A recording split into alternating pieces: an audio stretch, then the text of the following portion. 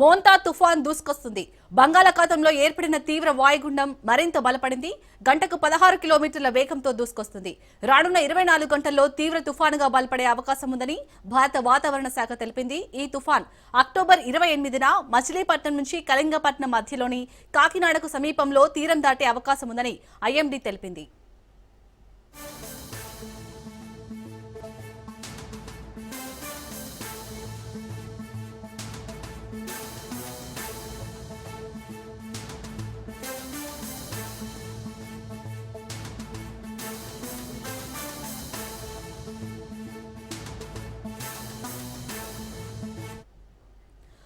ప్రస్తుతం తుఫాన్ కాకినాడకు వాగ్నేయంగా సుమారు 680 కిలోమీటర్లు, గోపాల్పూర్కు 850 కిలోమీటర్ల దూరంలో కేంద్రీకృతమై ఉంది. వేగంగా పశ్చిమ వాయువ్య దిశగా కదులుతున్న మోంతా తీరం దాటే సమయానికి గంటకు 100 కిలోమీటర్ల వేగంతో ఈదురుగాలులు వీచే అవకాశం ఉందని వాతావరణ శాఖ అంచనా వేసింది. దీంతో రానున్న 48 గంటల్లో కోస్తాంధ్రలో భారీ నుంచి అతి భారీ వర్షాలు కురిసే ఛాన్స్ ఉన్నట్లు పేర్కొంది. ఈ నేపథ్యంలో రాష్ట్రంలోని 7 జిల్లాలకు రెడ్ అలర్ట్ జారీ చేసింది. పొట్టి శ్రీరాములు, నెల్లూరు, ప్రకాశం, బాపట్ల, కృష్ణా, పశ్చిమ గోదావరి, కోనసీమ, కాకినాడ జిల్లాలో అత్యంత భారీ వర్షాలు కురిసే అవకాశం ఉందని హెచ్చరించింది. ఈ ప్రాంతాల్లో బలమైన ఈదురుగాలులు వీస్తాయని ప్రజలు అప్రమత్తంగా ఉండాలని సూచించింది.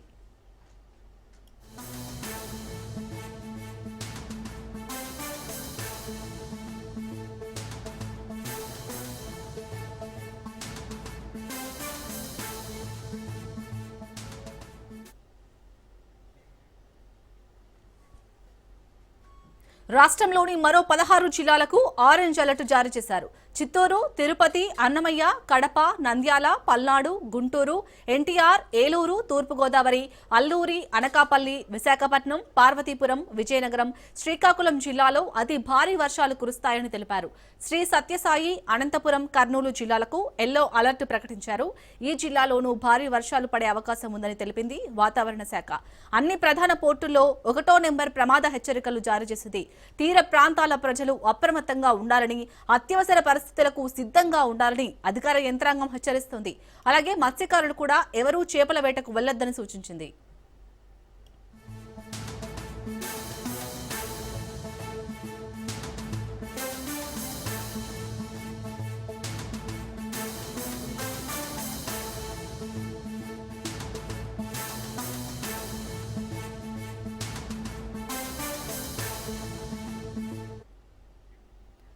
మోంతా తుఫాన్కు సంబంధించి మరింత సమాచారాన్ని మా ప్రతినిధి సూర్యప్రకాష్ అందిస్తారు. ఆంధ్రప్రదేశ్ రాష్ట్రంలో అయితే ముంతాన్ తుఫాన్ ప్రభావం అయితే పూర్తిగా చూపిస్తున్న పరిస్థితి కనిపిస్తుంది. దానికి సంబంధించి జిల్లా యంత్రాంగంతో పాటు రాష్ట్ర ప్రభుత్వం ఎక్కడికక్కడైతే అప్రమత్తం చేస్తూ ప్రస్తుతం విద్యాశాఖకు సంబంధించి అన్నింటిని కూడా సెలవులు ప్రకటించిన పరిస్థితి ఉంది. యూనివర్సిటీల నుండి చివరికి అంగన్వాడీల వరకు కూడా అన్ని శాఖలను కూడా విద్యార్థులు ఎవరు కూడా రాకుండా ముందస్తు జాగ్రత్తలు అయితే వాళ్ళు నిలుపుదల చేసిన పరిస్థితి ఉంది. అలానే కొండవాళ్ళ ప్రాంతంలో కావచ్చు, అలానే ఎక్కడికక్కడ ఈ లోతట్టు ప్రాంతాలు ఉంటాయి అక్కడ ఉన్న ప్రజలను కూడా అప్రమత్తం చేస్తూ పూర్తిగా వాళ్ళందరినీ కూడా నిలువరించిన పరిస్థితి ఉంది. ప్రయాణాలు కూడా ఎవరు చేసుకోకుండా ఆఫ్ చేసేందుకైతే ముందుగా పర్యాటక శాఖలను కూడా అప్రమత్తం చేస్తూ ఎవరు కూడా రాకుండా నిలుపుదల చేస్తున్న ఎక్కడికక్కడ కట్టడి చేస్తున్న పరిస్థితి ఉంది. ప్రధానంగా బొర్రా కేవ్స్ కావచ్చు, అలానే చాపరాయి ప్రాంతం కావచ్చు, అలా ఉమ్మడి విశాఖ జిల్లాలో ఉన్న అన్ని పర్యాటక ప్రాంతాలను కూడా ప్రస్తుతం నిలుపుదల చేస్తున్నట్టయితే పర్యాటక శాఖ కావచ్చు, అలానే స్థానికంగా ఉన్న జిల్లా అధికారులు కూడా అప్రమత్తం చేసి ఎవరిని కూడా రాకుండా చేస్తున్న పరిస్థితి ఉంది. ఈ యొక్క ముంతా తుఫాన్ ప్రభావంతో అయితే భారీగా అయితే మత్స్యకారుల పైన ప్రభావం పడుతున్న పరిస్థితి ఉంది. దానికి సంబంధించి మనం ప్రస్తుతం విశాఖపట్నం ఫిషింగ్ హార్బర్ ప్రాంతంలో ఉన్నాం. ఫిషింగ్ హార్బర్ ప్రాంతంలో అయితే భారీగా ఎక్కడికక్కడ బోట్లన్నీ కూడా పూర్తిగా చేరిపోయిన పరిస్థితి కనిపిస్తుంది. మనం విజువల్స్లో ఏదైతే చూస్తున్నామో మొత్తం దాదాపు 480కి పైగా బోట్లు అయితే ఇక్కడికి చేరుకున్న పరిస్థితి ఉన్నాయి.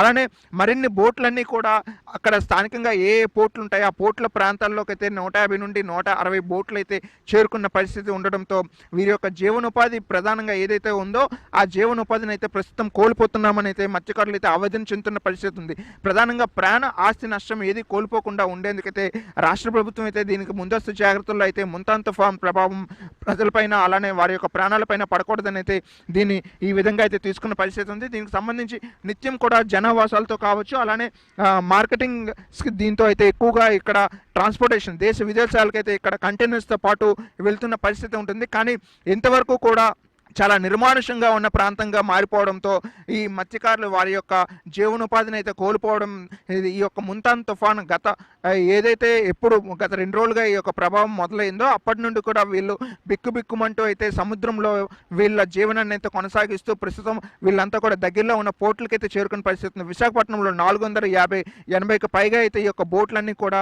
ఇక్కడ చేరుకున్న పరిస్థితి ఉండడంతో వీళ్ళంతా కూడా ఆవేదన వ్యక్తం చేస్తున్న పరిస్థితి ఉంది. కంటైనర్స్తో నిత్యం ఇక్కడ నుండి ట్రాన్స్పోర్టేషన్స్ దేశ విదేశాలు ఆస్ట్రేలియాతో పాటు అలానే అమెరికాకి కూడా ఎన్నో చేపలు అలానే రొయ్యలు ఇక్కడ నుండి పంపించే ఘనత అయితే విశాఖ ఫిషింగ్ హార్బర్కి అయితే ఉంది. కానీ ఇక్కడ నుండి ప్రస్తుతం ఈ యొక్క ముంతాన్ తుఫాన్ ప్రభావంతో వాటన్నింటిని కూడా నిలిచిపోవడంతో తీవ్ర ఆవేదన అయితే వ్యక్తం చేస్తున్న మత్స్యకారులు అయితే కనిపిస్తుంది. ఇప్పటికే ఈ బోట్లు ఏవైతే ఉన్నాయో ఇవన్నీ కూడా అలలు తాకిడికి కొట్టుకుపోకుండా ముందస్తు సురక్షిత ప్రాంతాలకైతే తీసుకొచ్చి జట్టీలకైతే లంగర్లు వేసిన పరిస్థితి కనిపించడంతో ప్రజలంతా కూడా అప్రమత్తంగా ఉండాలి. ప్రధానంగా మత్స్యకారులు ఎవరు కూడా దీనికి సంబంధించి ఇబ్బందులు పడద్దనే విషయాన్ని అయితే తెలియజేస్తున్న పరిస్థితి కనిపిస్తుంది. ఇక్కడ ఉన్న ఈ ప్రాంతంలో ఏదైతే నివసిస్తుంటారో వాళ్ళంతా కూడా సురక్షితంగా ఉండాలని అయితే ప్రస్తుతం తెలియజేస్తున్న పరిస్థితి. ప్రస్తుతం అలల తీవ్రత కూడా 2.5 మీటర్ల నుండి 3 మీటర్ల పై ఎత్తుకైతే ఎగిసిపడడంతో ఈ బోట్లు కూడా దెబ్బతినే పరిస్థితి ఉండడంతో ప్రస్తుతం మత్స్యకారులు కూడా స్వచ్ఛందంగా చాలా మంది కూడా వారు దగ్గరలో ఉన్న పోర్టులకైతే చేరుకుంటున్న పరిస్థితి ఉందనే విషయాన్ని అయితే తెలియజేస్తున్న పరిస్థితి కనిపిస్తుంది. కెమెరామెన్ సాయి కిరణ్తో సూర్యప్రకాష్ రాజ్.